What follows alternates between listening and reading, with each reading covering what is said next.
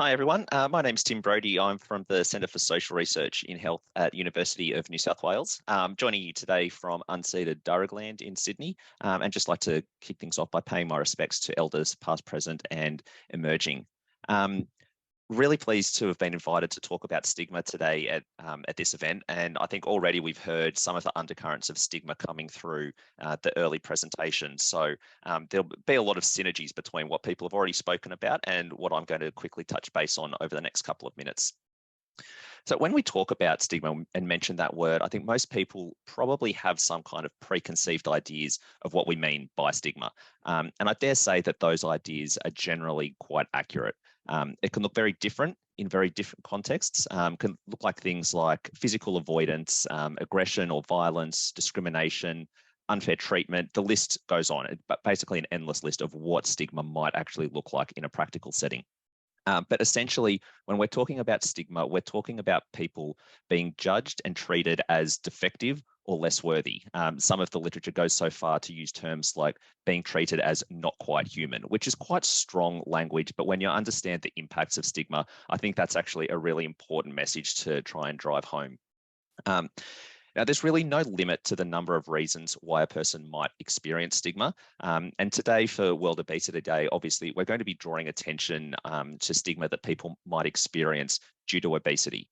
But it's also really important to note that it could be due to any other number of things, things including gender, race, mental health, religion, disability, health conditions, sexuality. And again, that list goes on and on and on. And it's also important to keep in mind that when people are stigmatized for more than one thing, for more than one reason at any given time, the outcomes for that person can be much, much worse. When people do experience stigma, there's overwhelming evidence that shows that they're likely to experience a whole lot of negative impacts, things like lower self-esteem, social exclusion, difficulties in their relationships, poor mental health. Importantly, as we've already heard a bit about today, reduced access to healthcare and other services as well as harmful coping strategies. And again, that list can be much, much longer. So with all of that in mind, part of the reason that addressing stigma is such a priority is because it is a fundamental cause of health inequalities, and it's a barrier to action. That's why it's been identified in a number of different state and national health strategies. On this slide here, the comment about stigma remaining the single most important barrier to action was a quote from the UN General Secretary at an international AIDS conference back in 2008. And it's safe to say that that kind of statement still holds today, and not just related to HIV and AIDS, but to obesity and to many other stigmatized conditions and attributes as well. Next slide, please. So what can we do about stigma? Unfortunately, it's quite clear from all the research evidence that there is no silver bullet to solve the problem of stigma. But there is a lot of work going on, both in the research space and also in terms of lived experience, to start the process and to start that conversation about what does work.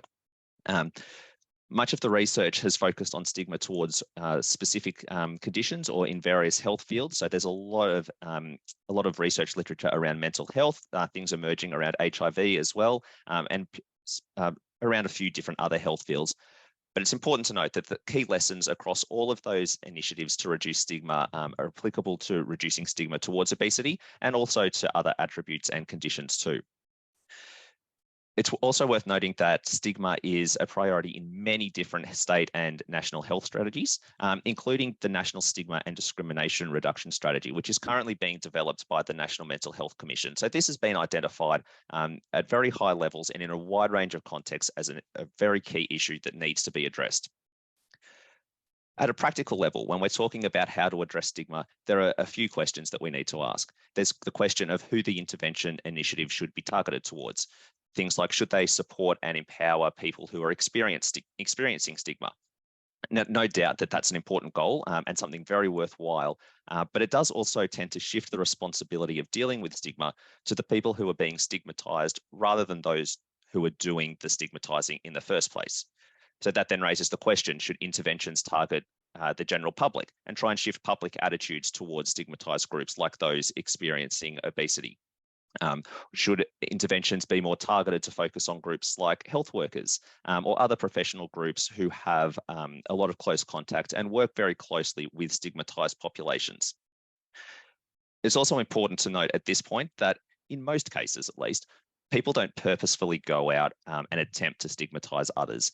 This is a very complex process. It can happen when people don't remotely realize how their actions might affect other people, and they might be acting on the basis of attitudes and beliefs that they've developed over a lifespan from various forms of messaging that they don't necessarily realize that they hold.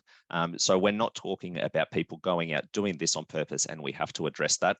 It's a very complex and deep-seated issue that happens both at individual, interpersonal, and also at community levels.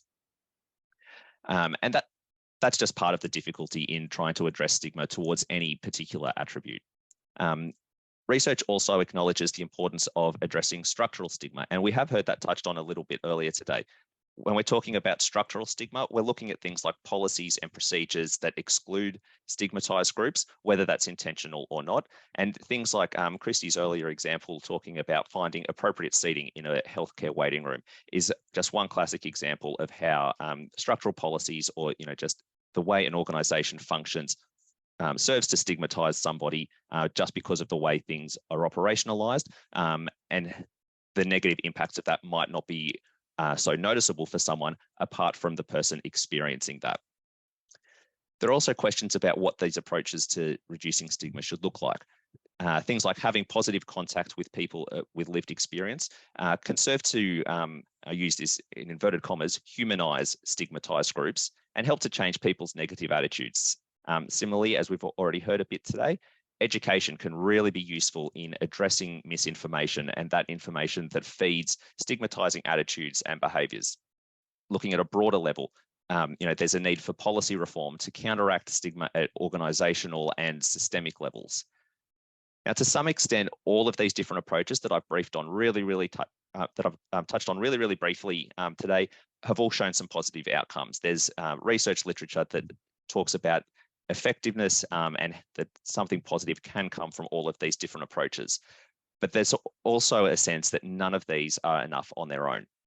There's questions about how long-term the effects of any individual approach can be, and how much of a change they can implement working just on their own.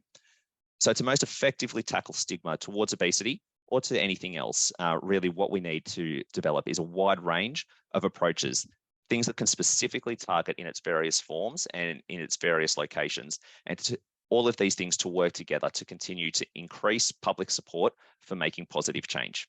Thank you.